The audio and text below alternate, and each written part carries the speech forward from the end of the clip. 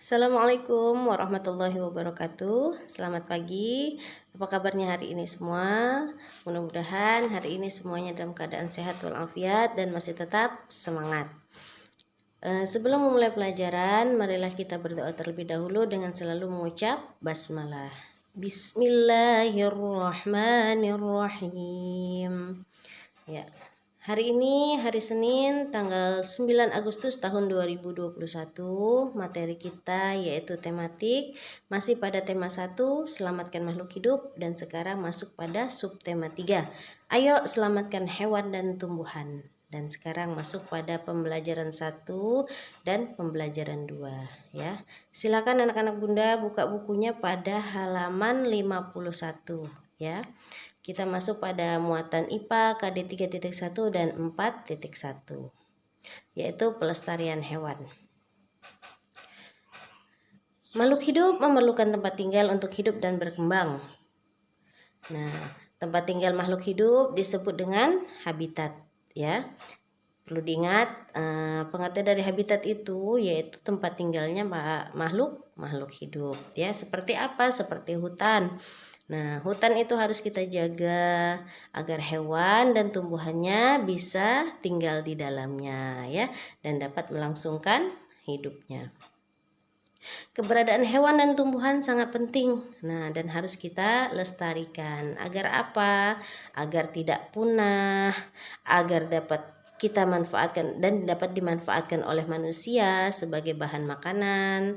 Nah, menjaga keseimbangan ekosistem antara produsen dan konsumen. Lanjut, dan dapat dimanfaatkan sebagai sumber belajar untuk mengembangkan ilmu pengetahuan ya. Jadi di sini keberadaan hewan dan tumbuhan itu sangat penting ya, Nak ya, dan harus kita lestarikan ya. Di sini ada upaya-upaya yang dapat dilakukan untuk melestarikan hewan, diantaranya, nah banyak upaya-upayanya di sini. Yang pertama, memahami pentingnya pelestarian hewan ya. Kita harus paham dulu bagaimana pentingnya untuk pelestarian hewan ya. Untuk dapat melestarikan hewan, nah kita harus tahu dulu cara memahami, cara merawat dengan baik ya. Misalnya jenis makanannya, ukuran kandangnya. Nah, ukuran kandangnya juga harus sesuai dengan hewan peliharaan kita ya, serta kebersihan hewannya ya. Kandangnya juga harus bersih, dan tidak hanya untuk cara merawatnya saja ya.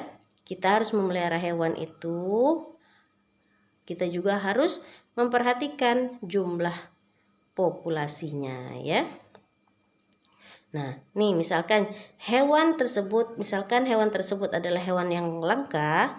Nah, kita tidak boleh mengusik keberadaan hewan tersebut serta menjaga mereka untuk hidup di habitat aslinya ya. Maksudnya harus tinggal di tempat tinggal aslinya. Selain itu juga kita harus mendukung aktivitas pelestarian hewan langka. Nah, misalnya dengan tidak memelihara hewan langka tersebut ya. Yang kedua yaitu membuat tempat penangkaran untuk hewan langka. Nah, di sini pembuatan penangkaran hewan bertujuan agar hewan langka dapat berkembang biak dengan aman. Nah, setelah cukup umur, nah mereka baru dapat dilepas di alam bebas agar hidup bisa secara alamiah ya. Penangkaran hewan juga dapat dilakukan dengan cara ex situ dan juga in situ ya, perlu diingat. Penangkaran hewan dapat dilakukan dengan cara ex situ dan in situ. Apa itu ex situ dan in situ? Nah, di sini ex situ adalah di luar, artinya di luar habitat aslinya ya. Misalkan seperti kebun raya, kebun binatang, dan taman safari ya. Itu bagian dari arti dari ex situ. Sedangkan in situ, nah in situ itu artinya di dalam habitat aslinya ya, di dalam tempat tinggal aslinya. Nah, seperti taman nasional, cagar alam, suaka marga satwa, dan hutan lindung ya. Nah, di sini ada beberapa jenis hewan langka di Indonesia seperti apa? Komodo, orang utan, harimau Sumatera, badak bercula 1, burung cendrawasih, dan burung jalak Bali. Nah ya, itu adalah termasuk hewan-hewan jenis hewan langka ya. Nah selanjutnya langkah-langkahnya apa lagi? Tidak melakukan pemburuan liar dan jual beli hewan langka ya. Kita tidak boleh melakukan pemburuan liar nak, dan tidak boleh juga melakukan jual beli ya kepada hewan langka. Karena di sini ada undang-undangnya. Menurut Undang-Undang Republik Indonesia Nomor 5 Tahun 1990 Pasal 19, yaitu setiap orang dilarang melakukan kegiatan yang dapat mengakibatkan perubahan terhadap keutuhan kawasan suaka alam ya. Jadi seperti komodo tadi, orang utan, harimau, badak itu hewan-hewan yang dilarang untuk diburu dan diperjualbelikan ya. Sampai di sini bisa dipahami untuk muatan IPA. Nah, sekarang kita lanjut pada muatan bahasa Indonesia KD 3.1 dan 4.1. Buka pada halaman 53. Di sini penjelasan masalah simpulan di dalam teks laporan. Nah, sebagaimana sudah diketahui, simpulan itu merupakan pendapat yang dibuat berdasarkan ide pokok ya dari suatu uraian panjang. Nah, misalkan kamu mau menemukan simpulan, maka kita terlebih dahulu harus membaca teks secara keseluruhan dulu, baru kita bisa melakukan simpulan ya. Nah, di sini nanti ada ayo berlatih, akan kita Bunda kasih tugas untuk mengerjakannya ya. Sekarang kita lanjut pada muatan IPS KD 3.1 dan 4.1 pada halaman 55. Silakan dibuka. Di sini masih pada negara-negara Asia Tenggara ya. Nah, sekarang penjelasannya masalah fakta politik di negara Asia Tenggara. Ya, fakta-fakta politiknya apa saja. Nah, ada 10 negara yang kita jelaskan kemarin. Nah, sekarang diantaranya informasi-informasi di negara-negara yang merupakan fakta-fakta politik. Nah, Bunda akan jelaskan di bagian Indonesia dulu ya. Nah, perlu diketahui anak-anak semua yang tinggal di Indonesia. Nah, Indonesia itu provinsinya apa, ibu kotanya apa, kepala negaranya siapa, itu harus perlu diketahui. Nah, di sini Indonesia ibu kotanya yaitu DKI Jakarta ya, yang sekarang ya. Nah, kepala negaranya siapa? Kepala negaranya presiden. Kepala pemerintahannya presiden juga, dan hari kemerdekaannya nah sebentar lagi akan kita laksanakan yaitu 17 Agustus tahun 1945 ya, hari kemerdekaannya itu.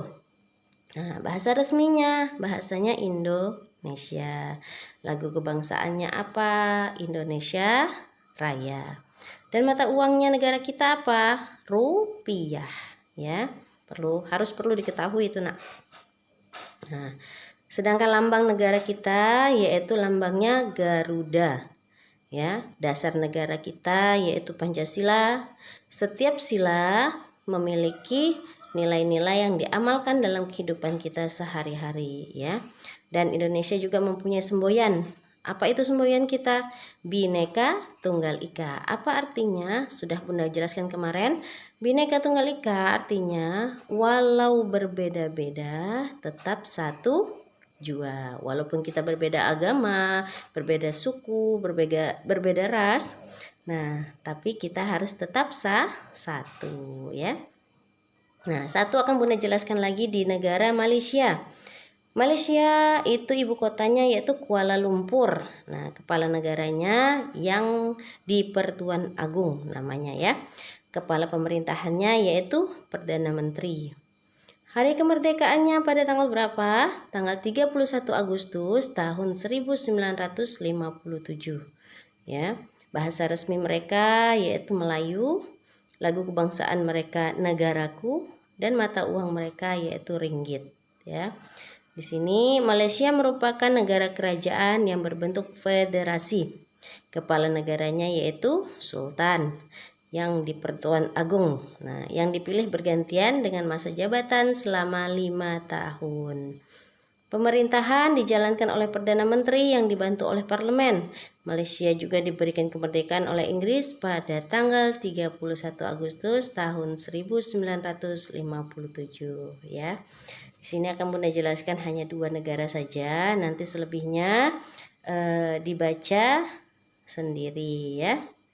Dan perlu diketahui negara Indonesia itu seperti apa, negara Malaysia, negara Singapura, Thailand, dan lain-lain sebagainya ya. Nah, sampai negara Vietnam ya.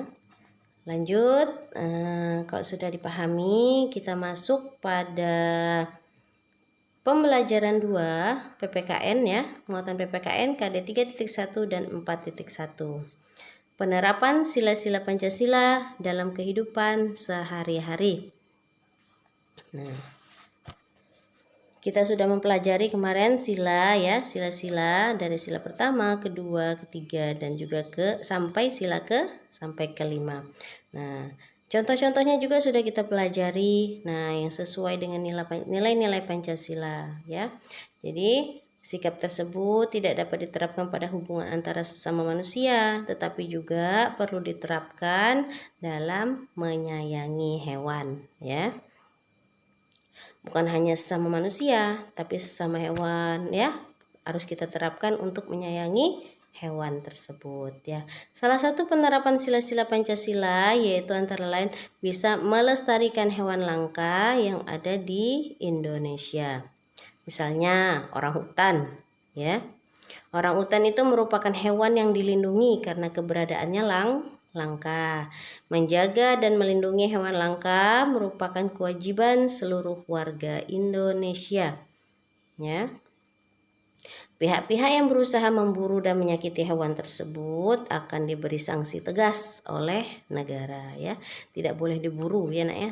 Nah, jadi ada beberapa contoh lain penerapan sila-sila Pancasila dalam menyayangi hewan antara lain. Nah, yang pertama, melindungi dan merawat hewan sebagai tanda syukur kita kepada Tuhan Yang Maha Esa. Nah, itu termasuk pada sila pertama ya. Menyayangi, melindungi dan merawat ya. Itu sebagai tanda syukur kita kepada Allah. Yang kedua, memiliki kebanggaan terhadap hewan-hewan asli Indonesia yang unik dan beragam. Nah, itu ada masuk pada sila ketiga Pancasila. Selanjutnya, melaksanakan kewajiban dan hak kita dalam menyayangi hewan di sekitar kita. Nah, termasuk pada sila keempat ya. Bisa dipahami ya sampai di sini. Nah, kita lanjut pada muatan SBDP KD 3.4 dan 4.4 ya, teknik pewarnaan patung. Nah, kemarin kita sudah membuat plastisin ya, ya dengan tema yaitu perkembangbiakan hewan secara ovipar, vivipar dan ovovivipar. Nah, sekarang teknik pewarnaan patung. Nah, setelah membuat patung dengan berbagai macam bahan yang kita gunakan, lebih menarik lagi jika patung itu diberi warna ya. Warna yang digunakan juga dapat sesuai keinginan kita. Ya, warna yang dapat digunakan bisa berasal dari cat, seperti cat poster atau cat akrilik. Apa itu cat poster? Cat poster adalah cat yang sifatnya menutup secara merata. Ya, tekstur warnanya yang dihasilkan cat poster akan mengkilap karena ada minyak sebagai bahan dasarnya ya. Jadi cat poster juga biasanya hanya memiliki warna dasar saja seperti merah, biru, dan kuning. Nah, serta ada tambahan lagi warna putih dan warna hitam. Ya, itu tadi cat poster. Cat akrilik apa? Cat akrilik adalah cat yang terbuat dari plastik dan mengeras saat dia kering, ya. Jadi sifatnya itu mudah kering, ya. Jadi cara mengaplikasikan cat akrilik juga harus cepat. Jadi setelah kering, cat akrilik akan susah dihapus, ya. Nah, di sini ada 2 jenis teknik perwarnaan, yaitu teknik pewarnaan akuarel dan juga plakat. Ya, akuarel itu teknik pewarnaan dengan sapuan warna yang tipis sehingga hasil warna hampir transparan ya. Warna yang tipis dapat didapatkan dengan menambahkan lebih banyak air ya. Sedangkan teknik plakat yaitu teknik pewarnaan dengan sapuan yang tebal ya. Jadi bisa dibedakan antara teknik akuarel dan teknik akrilik ya. Teknik akuarel dan teknik plakat ya. Jadi yang akuarel tadi tekniknya dengan sapuan warna yang tipis, sedangkan plakat pewarnaan dengan sapuan yang tebal ya, dan komposisi catnya yang kental sehingga menghasilkan warna yang pekat. Nah, jadi cat yang dipakai biasanya untuk cat poster dan juga cat akrilik ya. Nih, seperti contoh pewarnaan patung dengan teknik plakat ya, ada gambarnya di sebelah. Ya. Sampai di sini sudah dipahami nak, muatan IPA, muatan bahasa Indonesia, muatan PPKN dan SBDP ya. Mudah-mudahan bisa dipahami ya. Hari ini cukup sampai di sini penjelasan Bunda. Mudah-mudahan apa yang kita lakukan hari ini mendapatkan keberkahan dari Allah Subhanahu wa taala ya. Dan ilmu yang kita dapat semoga bermanfaat dan bisa berpahala. Amin ya rabbal alamin. Kurang lebihnya Bunda mohon maaf bila ada salah pengucapan, salah penyampaian. Bunda minta maaf dan Bunda akhiri. Assalamualaikum warahmatullahi wabarakatuh.